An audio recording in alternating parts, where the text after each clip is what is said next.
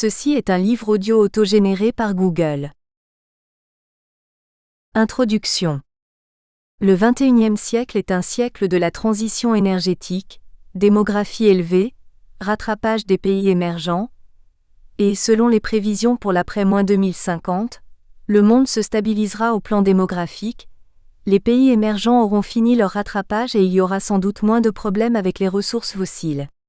En effet, celles-ci auront été redéfinies de façon à répondre aux nouvelles problématiques énergétiques. L'énergie s'inscrit dans une problématique géoéconomique fondamentale en constante évolution. Les récentes crises de l'énergie ainsi que la reconfiguration internationale du pouvoir politique, militaire, économique et social bouleversent les plans des entreprises du secteur ainsi que leur territoire.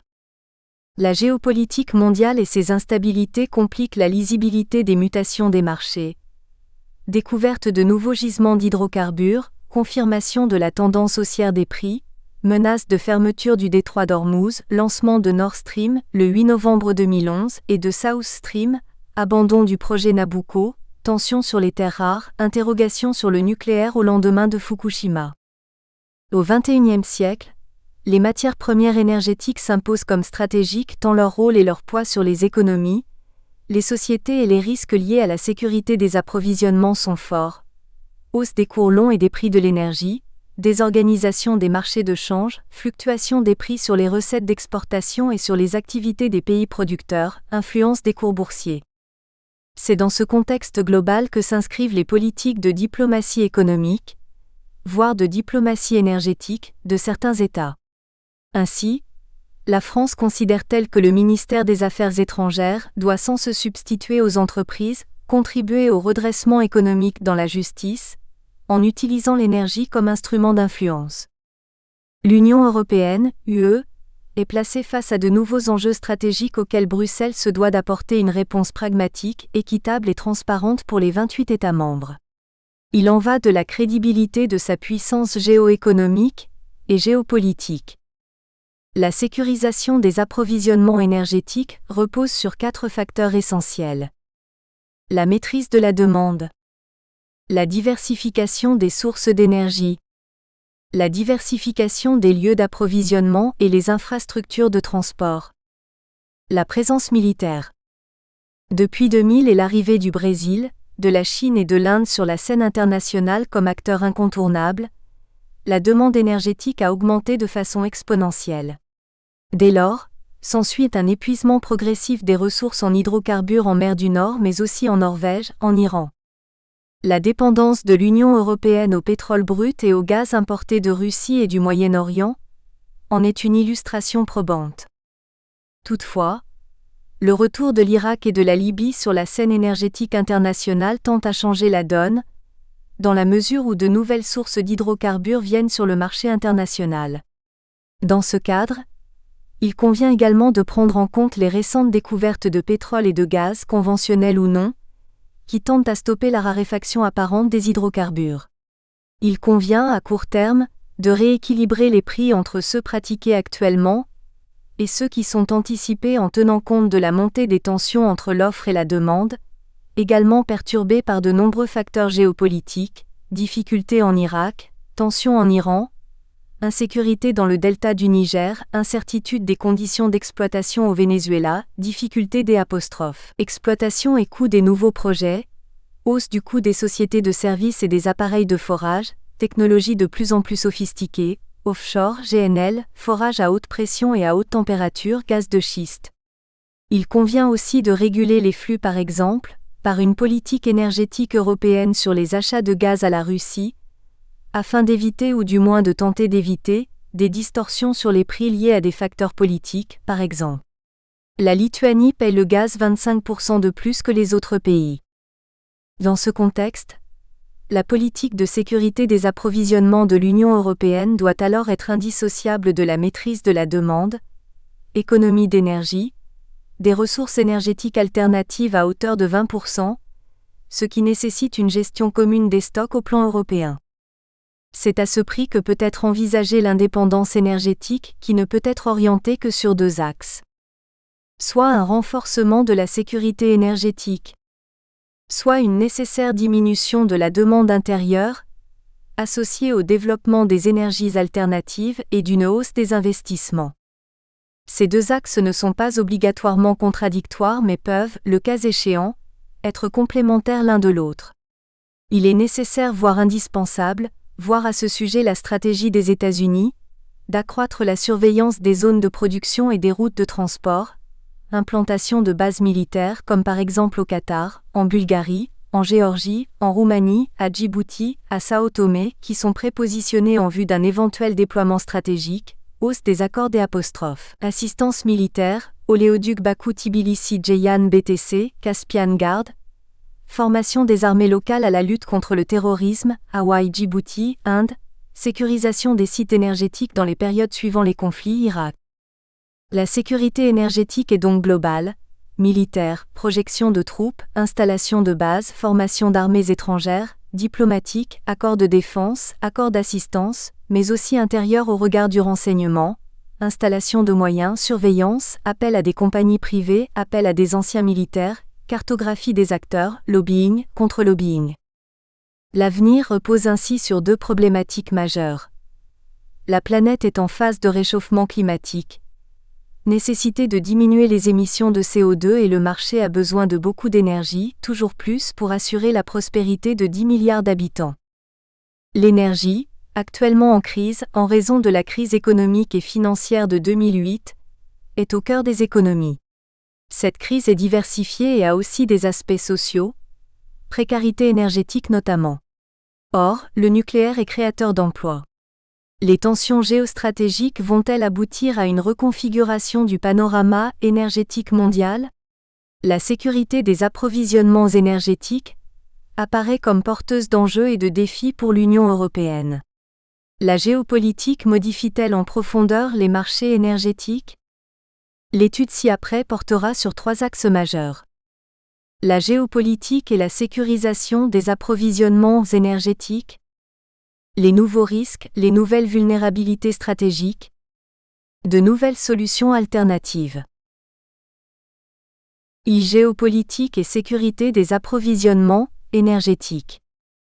Tout événement, économique, politique, religieux, a un impact direct sur les marchés des matières premières notamment énergétiques et sur l'Occident. À moyen terme, la demande en énergie va conserver ses tendances lourdes.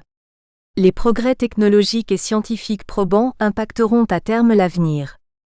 Le Moyen-Orient est au cœur d'une mine géologique et les avancées du nucléaire, des énergies renouvelables, du gaz de schiste, ne sont pour un temps du moins que des énergies d'appoint, exception du nucléaire français qui représente 80% de son électricité en 2012. La diversification géographique des sources d'approvisionnement énergétique n'est pas suffisante pour inverser la dépendance par rapport au Moyen-Orient, région qui cumule 40% des ressources pétrolières, dont 10% rien que pour l'Arabie saoudite, utilisées dans l'ensemble du monde. Le gaz représentant 11,5% des ressources mondiales et par rapport à la Russie. Le pétrole, le gaz mais aussi le GNL, gaz naturel liquéfié, le gaz de schiste, les énergies renouvelables, vont-ils modifier en profondeur les bouquets, mix énergétiques et nos relations politiques et économiques avec le Moyen-Orient ou la Russie ? Cet aspect sera approfondi plus tard dans cet ouvrage. Dès lors, l'Union européenne, UE, doit s'imposer comme une véritable puissance crédible, dont la diplomatie allie les intérêts et les enjeux tant du Moyen-Orient que du reste du monde. Le repli sur soi, ou les tentations de protectionnisme, est sans doute la pire des solutions, tant l'énergie de demain devra être plurielle. L'exemple actuel de l'Allemagne est révélateur. Le développement des énergies renouvelables, ou le développement des centrales à gaz naturel ou à charbon dans les régions industrielles, ne peut pas se passer du nucléaire pour son financement, et pose des questions lourdes en termes d'infrastructures de transport. Si les fermes éoliennes offshore sont en mer du Nord, les flux de consommation sont au centre, Ruhr et au sud Bavière. Il faut donc renforcer les infrastructures de transport. En la matière, l'énergie éolienne étant fatale, si elle est intermittente, elle est vendue à perte aux voisins Belgique et France, des infrastructures de réseau qui sont susceptibles de la consommer. À l'UE de trouver sa place sur l'échiquier international, afin de parvenir à obliger la communauté internationale à prendre en compte ces impératifs stratégiques, moteur de sa politique étrangère, dans un monde en mutation rapide. De nouvelles alliances se mettent alors en place, affaiblissant le système international qui a prévalu jusqu'alors, par exemple BRICS, OSC, et en instaurant de nouveaux courants porteurs de tendances lourdes, par exemple relations germano-russes. La sécurité des entreprises énergétiques s'analyse au regard des mutations géopolitiques, surtout lorsque celles-ci s'inscrivent dans des logiques d'innovation, de transfert de technologie et de savoir-faire. Les majors sont de plus en plus dans cette logique, comme en témoignent notamment celles spécialisées dans le gaz de schiste, les énergies renouvelables. Dès lors, une expertise doit permettre de mettre en exergue la connaissance des menaces, l'identification des vulnérabilités, la définition des niveaux de risque acceptables, l'adaptation des solutions de sécurité à la valeur des informations à protéger, l'arrêt de règles de classification de l'information, les modalités de stockage, la circulation et l'exploitation, la responsabilisation des acteurs, la formation des parties prenantes, la gestion de la sécurité. La géopolitique de l'énergie, ou géoénergie, permet l'analyse anticipatrice des situations par le truchement d'expertises ciblées. Les récentes révolutions arabes, conjuguées aux nouvelles découvertes technologiques et énergétiques, amènent à une recomposition de la géopolitique qui domina jusqu'au début du XXIe siècle. Dans le même temps, le prix du pétrole a réagi par anticipation. C'est là le reflet des risques de contagion. Au Moyen-Orient, la géopolitique est en pleine mutation, surprenant experts et communautés internationales dans leur certitude. La mutation géopolitique et ses incidences sur les approvisionnements énergétiques sont importantes, par exemple, le climat, la démographie. Globalement, la géopolitique influe directement sur les acteurs. Lorsqu'un des acteurs possède une supériorité, fût-elle due à sa situation géographique, à sa position économique, oligopole par exemple, à une surface financière importante qui lui permet de prendre des risques que d'autres ne peuvent pas envisager, il ne manque pas de chercher à la valoriser en essayant par exemple d'accroître sa position de force et de l'imposer aux autres. Ainsi, des réformes structurelles vont apparaître. À titre illustratif, il convient de citer, d'une part, la chute de la production libyenne qui a été compensée par la mise à disposition des stocks de lait puis par la hausse de la production d'Arabie saoudite, et d'autre part, le printemps arabe, dont les conséquences ont été compensées par les autres marchés, Algérie, Irak, Égypte, Libye. La guerre 2013 au Mali suit cette même ligne stratégique. Dans le même temps, les États-Unis et la Chine sont les premiers consommateurs énergétiques dans un contexte global de croyance en la raréfaction des ressources et d'épuisement des énergies fossiles et de hausse de la demande énergétique internationale. Dès lors, il y a une inflation sur les prix en raison des tensions sur l'offre et la demande mais aussi de la géopolitique, montée de l'islamisme radical, attentat du 11 septembre 2001, révolution arabe, des coûts extraction, de la spéculation sur les matières premières. La diversification énergétique apparaît comme la seule solution possible. Une nouvelle donne géoénergétique ? Un grand jeu énergétique est en train de s'organiser autour de 4 pôles mondiaux et des pays consommateurs, avec des Américains, des Chinois et des Japonais mais aussi des Russes et des Indiens dont la consommation ne fait que s'accroître. Toute la question est de savoir si l'Europe peut y jouer un rôle, qu'elle soit modérateur ou acteur défendant ses seuls intérêts.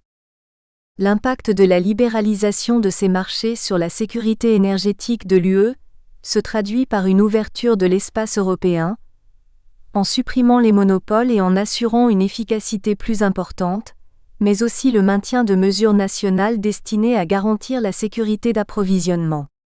Le tableau ci-après montre les réserves prouvées par type d'énergie. Toutefois, l'expansion économique sous l'égide des compagnies pétrolières internationales augmente et est souvent le seul moyen pour les États de développer leur potentialité. En effet, pour les pays nouvellement indépendants, il n'est pas toujours aisé de pouvoir libérer les crédits nécessaires pour les investissements importants. De se remettre de graves crises économiques comme celle qui eut lieu à la suite de la chute de l'URSS, ou la crise financière asiatique de 1997, la crise des subprimes en 2007 à 2008. Et dans le même temps, d'acquérir les moyens financiers et industriels, ainsi que l'expertise technique nécessaire. Dès lors, Il est nécessaire de prendre en compte les variations des prix de l'énergie qui est soumise certes à des fondamentaux mais est aussi l'objet de spéculations, notamment de la part des fonds d'investissement. Avec l'économie virtuelle, les acteurs spéculent sur des occasions et anticipent un retournement économique favorable aux compagnies pétrolières. Dans le même temps, le marché des hydrocarbures est dominé par la concurrence oligopolistique où l'offre est loin d'être une expression libre.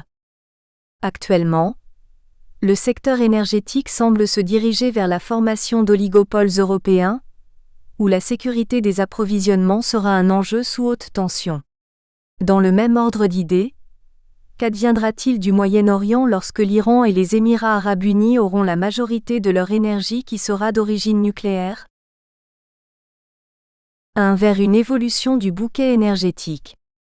L'indépendance énergétique est fonction de la dépendance d'un pays à ses approvisionnements en combustible. Ainsi, à titre illustratif, en France, la totalité de l'uranium est importée pour l'essentiel du Canada et du Niger. La France dispose à titre préventif de 3 ans de stock. Le prix du combustible constitue 10% du coût de production du KWH nucléaire. Il convient ici d'envisager l'origine de la production d'électricité dans le monde, afin de mieux comprendre les évolutions des différentes stratégies énergétiques. Le tableau ci-après permet une meilleure visualisation de cette situation. 36, 37, 38, 39, 40, 41, 42, 43.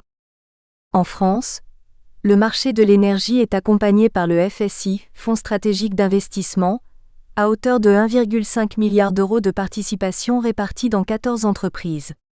Il en découle 5 enjeux majeurs. Des mutations d'envergure dans la composition des bouquets énergétiques, qui doivent tenir compte de la rareté des ressources fossiles, de la tendance haussière des prix, leurs impacts environnementaux. Même dans bon nombre de pays de l'Union européenne, les infrastructures et les développements technologiques et industriels sont bien souvent encore insuffisants en matière d'énergie renouvelable. L'Union européenne impose d'ici 2020 aux pays membres la règle dite des 3 par 20, c'est-à-dire d'avoir 20% de ce type de mix énergétique dans leur bouquet.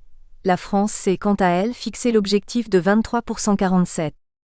Les tensions induites par les fluctuations des prix et des coûts de l'énergie sont des éléments importants à prendre en compte, tant ils influent sur la demande, sur les potentialités d'extraction et sur le respect des normes environnementales. Les infrastructures sont des facteurs incontournables qui doivent être modernisés pour répondre aux besoins du marché. À titre d'exemple, il convient de citer la nécessaire intégration au réseau énergétique européen en construction ou déjà existant. Les innovations technologiques deviennent déterminantes sur le marché international, comme par exemple le direct drive, la capture et le stockage du CO2, les composants intelligents.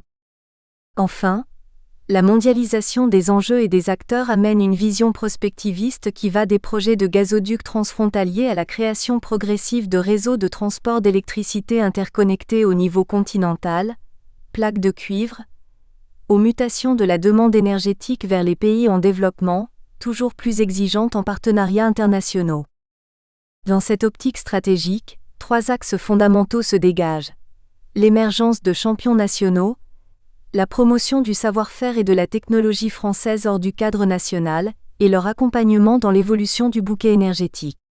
Le tableau ci-après permet de mettre en exergue les secteurs de consommation énergétique.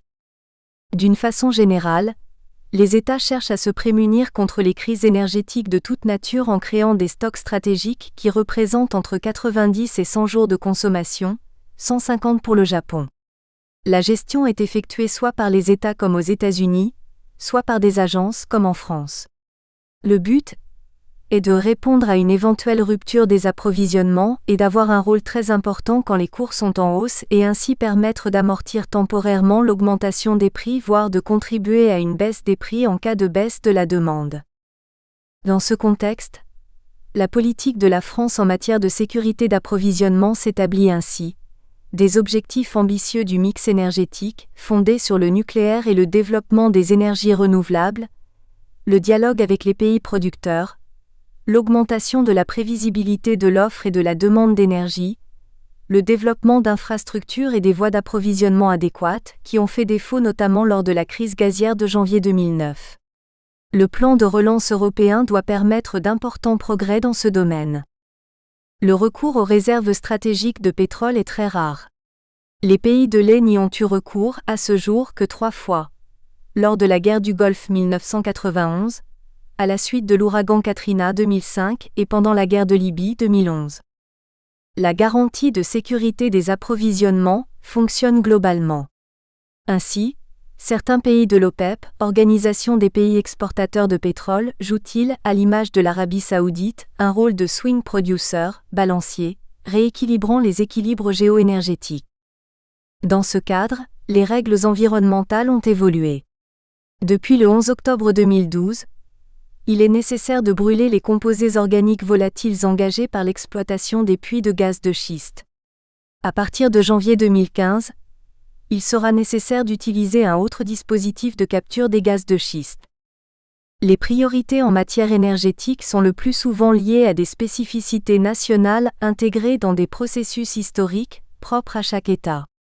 Ainsi, le recours à des énergies différentes a des avantages et des inconvénients qui entrent dans la définition des stratégies nationales énergétiques des États.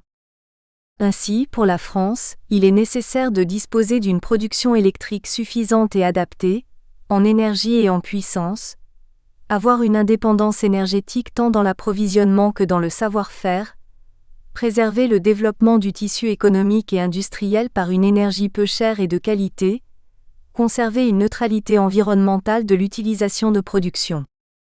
Toutefois, la conférence environnementale, lancement du débat sur la transition énergétique, des 14 et 15 septembre 2012 qui s'est tenue à Paris, a mis en relief les nouveaux axes de la politique énergétique de la France. Fermeture de la centrale nucléaire de Fessenheim en 2016. Réduction de la part du nucléaire dans les bouquets énergétiques à 50% en 2025. Un projet de loi est à l'étude pour 2013. Fin de l'exploration et de l'exploitation des gaz de schiste. Dans le même ordre d'idées, suspension de tous les permis et demandes. Plan massif d'économie d'énergie envisageant des programmations de rénovation thermique pour plus de 4 millions de logements. Mise en place d'une tarification sociale sur le gaz et l'électricité. Développement des énergies renouvelables, spécialement l'éolien et le photovoltaïque. Dans ce cadre, les énergies marines constituent un marché émerge, éoliennes flottantes, hydroliennes d'ici 2020. Toutefois, ces énergies nécessitent encore une amélioration de l'efficacité énergétique et de la fiabilité, de trouver une solution de maintenance, un raccordement au réseau électrique et démontrer l'innocuité environnementale. Alors que, dans le même temps, l'énergie thermique des mers, l'énergie marémotrice et l'énergie osmotique font appel à des technologies qui sont encore en développement. Des révolutions technologiques et énergétiques sont en cours. Elles permettent d'obtenir un bouquet énergétique optimal amenant de nouveaux comportements tant de la part des gouvernements que des industriels ou des consommateurs. Pompage de pétroles aléatoires, eau profonde, diminution de la contrainte du golfe arabo-persique. Le pétrole cher est vertueux dans ce contexte. Le gaz et en particulier le GNL, gaz naturel liquéfié, peut apparaître comme une solution transitoire. L'Union européenne importe 85% de son gaz par gazoduc dont 15% de GNL, mais la hausse des achats spot de GNL modifie la donne, en particulier en termes de diversification. Ainsi, le plan de sécurité des approvisionnements gaziers de l'UE, septembre 2010, est intéressant car les entreprises du gaz opérant dans la région doivent conserver en stock l'équivalent de la consommation de 7 jours de demande de pointe, développer les interconnexions et s'attacher à accroître le nombre de leurs fournisseurs extérieurs à la région. De son côté, le nucléaire a besoin de changer les mentalités, de la révolution technologique et a les moyens d'attendre. Certains experts considèrent que le nucléaire sera lié à l'avenir aux énergies renouvelables, en raison de ses caractéristiques propres. Différence de degré de maturité selon les types d'énergie considérés, la contrainte liée à l'approvisionnement en matières premières, la déconnexion entre les lieux de production et ceux de consommation, le degré d'acceptabilité sociale. Toutefois, le nucléaire a besoin de temps pour monter et baisser en puissance. C'est donc le thermique et l'hydraulique qui feront l'équilibre. En effet, il faut pallier les intermittences des énergies éoliennes et solaires. De ce fait, Il est nécessaire, voire indispensable, d'avoir des sources de relais rapidement mobilisables, en augmentant les stocks, le stockage de l'électricité dans les hydrocarbures de synthèse, fixation de l'hydrogène obtenu par électrolyse ou méthanisation, en réutilisant les déchets énergétiques, en développant les réseaux intelligents par exemple. Smart grids, en augmentant le nombre de centrales thermiques à flamme, développer les stations de transfert d'énergie STEP. Nucléaire, une énergie incontournable. La transition énergétique repose sur de nombreuses incertitudes technologiques et de ressources. Ainsi, le prix du gaz est intéressant dans la mesure où grâce au gaz de schiste, il est fixé aux alentours de $2 aux États-Unis, ce qui diminue les besoins en nucléaire et en charbon. En Europe, le prix reste élevé car il est indexé sur celui du pétrole. En Asie, le prix du gaz est très élevé. La rentabilité du nucléaire en France repose sur différents scénarios de l'augmentation de la durée de vie des centrales sur 50 à 60 ans, une diminution du nucléaire, une accélération du passage à la 4e génération, une sortie du nucléaire. La sortie du nucléaire de l'Allemagne augmente le recours au charbon et donc notamment les émissions de copuissance 2. Économiquement, le nucléaire est le moins coûteux notamment avec l'allongement de la durée de vie des centrales à 60 ans, s'il y a accord de l'ASN, et les investissements induits. Enfin, les vulnérabilités du secteur nucléaire reposent sur des axes précis, tels que la disparité des niveaux de développement des États membres, le risque terroriste ou incident, le déficit d'image, le boycott des livraisons, la hausse des concentrations d'entreprises. Dans le même ordre d'idées, le problème majeur du nucléaire demeure les déchets et leur stockage, tant en termes d'acceptabilité sociale, voire valeur statistique de la vie humaine, que de sûreté, risque en fonctionnement normal d'incidents associés aux déchets. Dans une vision à long terme, il est nécessaire d'obtenir l'influence et le poids de la puissance publique, R&D. Par exemple, stockage de l'électricité. La solution serait sans doute de développer les centrales de la 3e génération et de continuer la 4e génération avec en parallèle une hausse des interconnexions électriques, de créer de champions européens, l'adoption d'une politique européenne, les politiques d'alliance, voire le partage du nucléaire. Ainsi, le scénario Mégawatt 2011 vise la sobriété et l'efficacité énergétique qui permet de réduire de 50% la consommation finale et de diminuer la chaleur nucléaire perdue dans le système des 2/3 de la consommation primaire totale. Concrètement, le problème est triple. Faisabilité technique et de la sécurité induite, coût économique, et de la transition énergétique induite et de l'acceptabilité sociale, manque d'éducation de la population face aux énergies notamment le nucléaire. Le tableau ci-après permet de faire ressortir la part du nucléaire dans la production d'électricité et les perspectives d'évolution. Il convient de s'intéresser ici au Japon dont la position a évolué radicalement au lendemain de l'incident de Fukushima Daiichi, politique officielle, d'un abandon total du nucléaire à terme en 2040 à une relativisation amenant à une réactivation des centrales nucléaires. Le tableau ci-après permet de visualiser les différentes composantes de l'électricité au Japon. Le nucléaire apparaît comme une énergie indispensable à tout État visant l'indépendance énergétique, à l'image de la demande de Tokyo de révision du calendrier de fermeture des centrales nucléaires accompagnée d'une demande de redémarrage de centrales déjà fermées. Dans le même temps, les besoins en uranium augmentent, or la capacité de fabrication du combustible est insuffisante par rapport aux besoins énergétiques de remplacement des énergies fossiles. Les prix sont volatiles. En 2050, avec le développement de réacteurs de 4e génération succédant au EPR, le nucléaire est un relais des combustibles fossiles et un acteur majeur des approvisionnements énergétiques mondiaux.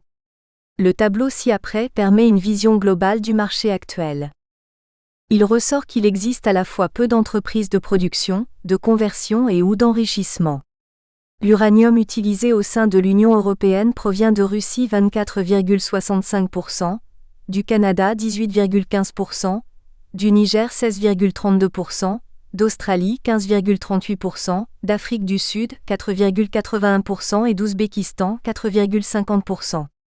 Cette situation a d'ailleurs été renforcée depuis l'incident de Fukushima, où quelques opérateurs internationaux se sont associés de façon quasi incontournable à la création de toutes nouvelles centrales émanent de pays qui veulent privilégier le nucléaire dans leur nouveau bouquet énergétique. Si elle a été bloquée pour des raisons politiques avec l'arrêt en France, en 1981, de l'usine MOX de Marcoule, cette solution reste néanmoins, si elle était développée, l'alternative à la dépendance liée aux besoins croissants d'uranium et à la dépendance. Le tableau ci-après va montrer les filières essentielles du nucléaire. En Allemagne, avant l'arrêt complet, le nucléaire représentait 22,5% du bouquet énergétique. En 2010, la situation de la production électrique en Allemagne était la suivante. Il est donc impératif d'accroître les énergies fossiles, notamment le charbon, et d'augmenter les interconnexions électriques pour accroître la capacité d'importation. Pour l'Allemagne, la sortie du nucléaire revient concrètement à une diminution de 2% par an, limitée à 22%, de l'électricité d'origine nucléaire sur 10 ans qui est compensée par une politique volontariste de longue date reposant à la fois sur les énergies renouvelables et sur les énergies thermiques à flamme, selon les dispositions de la loi du 29 mars 2000, Erneuerbare-Energien-Gesetz. Mais, par une adaptation, pour acheminer la production éolienne des lieux de production vers les lieux de consommation d'une part, et assurer l'alimentation dans les périodes de non-production d'autre part. En effet, afin de relever les nouveaux défis, l'Allemagne doit accroître sa capacité de stockage en électricité produite par des énergies intermittentes, construire les infrastructures correspondantes et en parallèle, au développement de l'éolien offshore, du biogaz, de la lignite et du gaz. L'Allemagne a fermé 7 centrales nucléaires et se trouve dans l'obligation d'importer de l'électricité, notamment de France, et d'origine nucléaire. D'ici 2020, toutes les centrales seront fermées, 17 centrales. Le démantèlement a débuté en 1995. Les conséquences sont importantes. L'augmentation des technologies vertes a entraîné une gestion de l'énergie, des réseaux électriques intelligents, smart grids, des infrastructures de transport, des bâtiments intelligents, des énergies renouvelables. Les antinucléaires allemands le sont pour 3 raisons essentielles. L'après-Seconde Guerre mondiale où l'Allemagne a été exclue du nucléaire militaire, les résistances au changement de technologie et le poids important des gisements de charbon dans le pays. Depuis le 15 octobre 2012, le consommateur allemand participe, via une taxe spécifique, au développement de réseaux électriques pour soutenir les énergies vertes augmentées de 50%. La polémique enfle en Allemagne. Actuellement, le FDP, Parti libéral, s'affiche en faveur d'une diminution des subventions publiques et pour une réforme en profondeur de la législation sur les énergies renouvelables. D'ici 2030, la part des énergies renouvelables en Allemagne devra représenter 35%. Nous espérons que vous avez apprécié cet aperçu. Pour continuer à écouter ce livre audio sur Google Play Livres, utilisez le lien dans la description de la vidéo.